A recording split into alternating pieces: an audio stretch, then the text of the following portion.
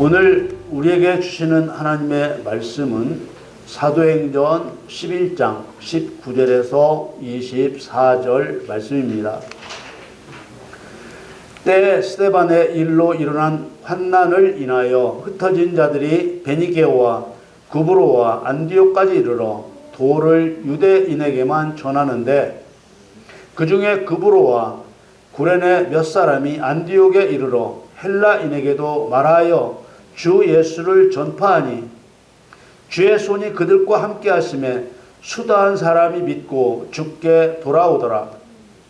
예루살렘 교회가 이 사람들의 소문을 듣고 바나바를 안디옥까지 보내니, 저가 이르러 하나님의 은혜를 보고 기뻐하여 모든 사람에게 굳은 마음으로 주께 붙어 있으라 권하니, 바나바는 착한 사람이요 성령과 믿음이 충만한 자라. 이에 큰 무리가 주께 더하더라. 아멘.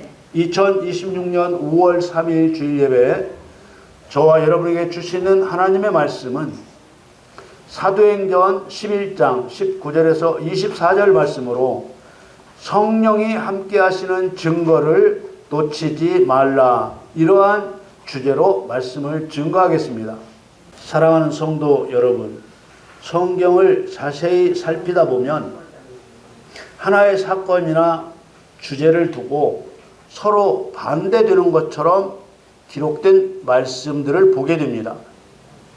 그 중에 율법에 대한 것이 그렇습니다.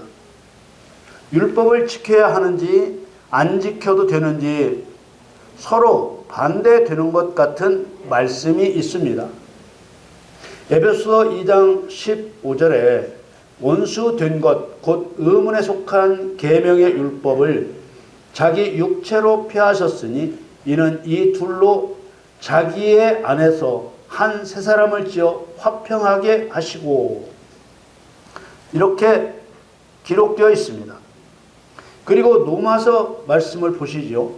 로마서 3장 31절에는 그런즉 우리가 믿음으로 말미암아 율법을 폐하느뇨 그럴 수 없느니라. 도리어 율법을 굳게 세우느니라. 어떻습니까? 예수님이 십자가에 죽으신 후에 율법이 폐하여진 것인가요? 율법이 더욱 굳게 세워진 것인가요? 에베소서 말씀을 보면 율법이 폐하여진 것도 같고, 로마서 말씀을 보면 더 굳게 세워진 것도 같지 않습니까? 이와 비슷한 말씀을 더 보겠습니다. 로마서 10장 4절에 그리스도는 모든 믿는 자에게 의를 이루기 위하여 율법의 마침이 되시니라.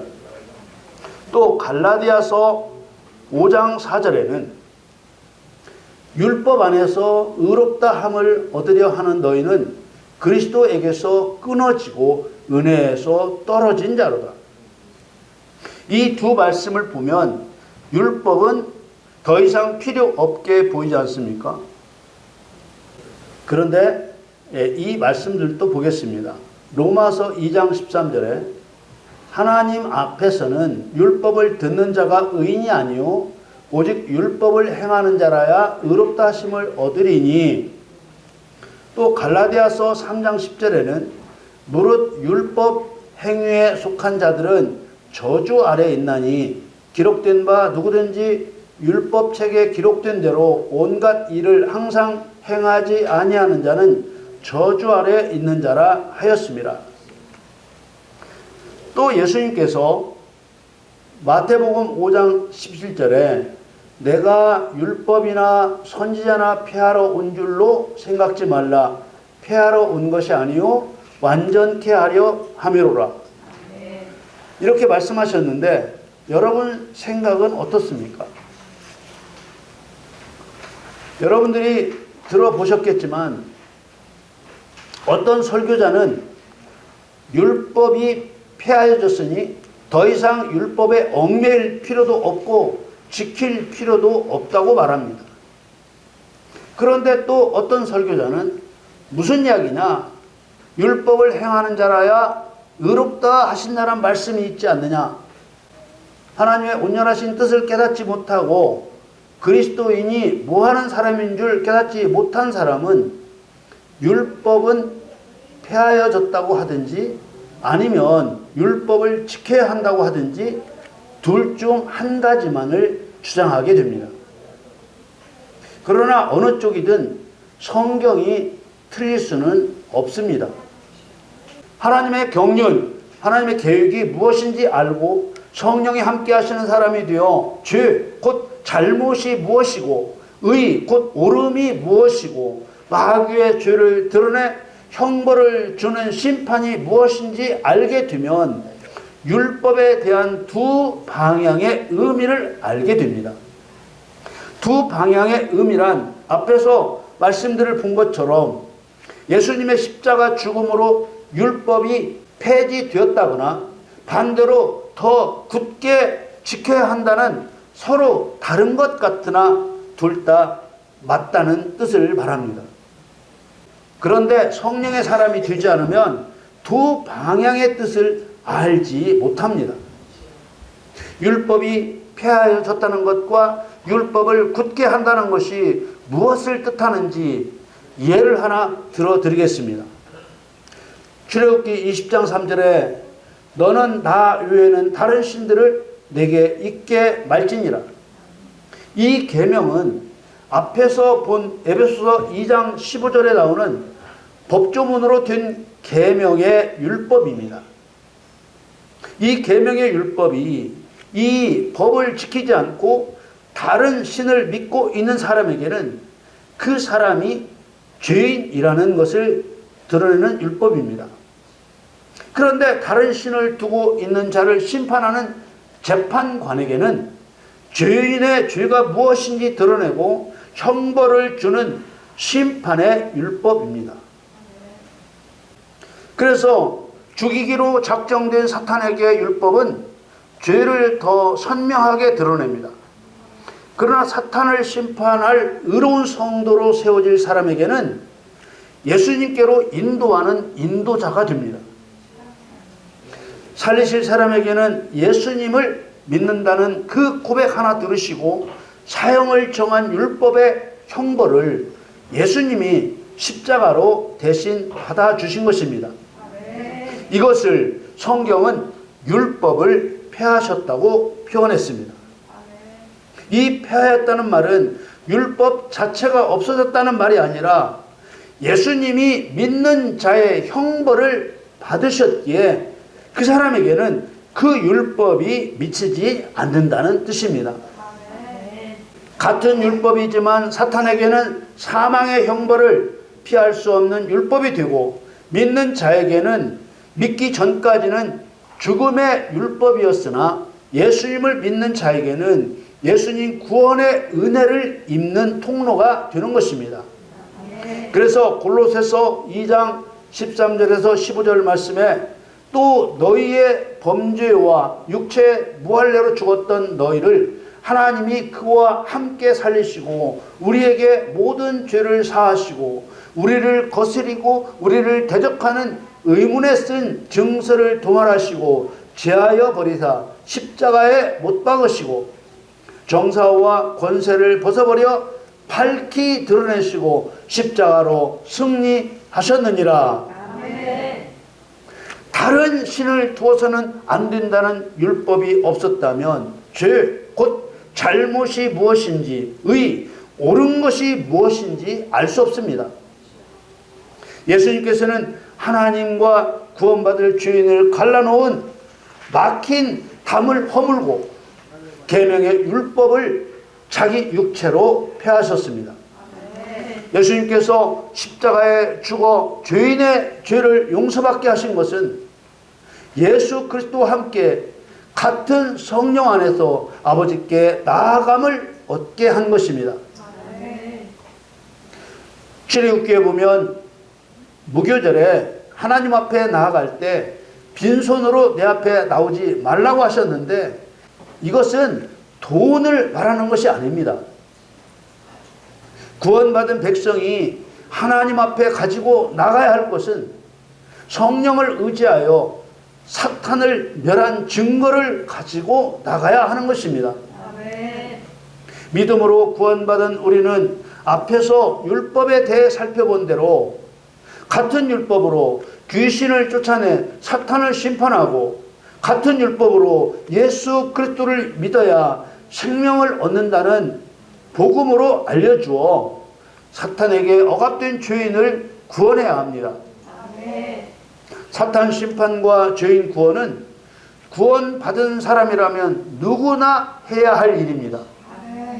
이 일을 위해서 성령을 구하셨고 구하는 자에게 성령을 부어주시는 것입니다.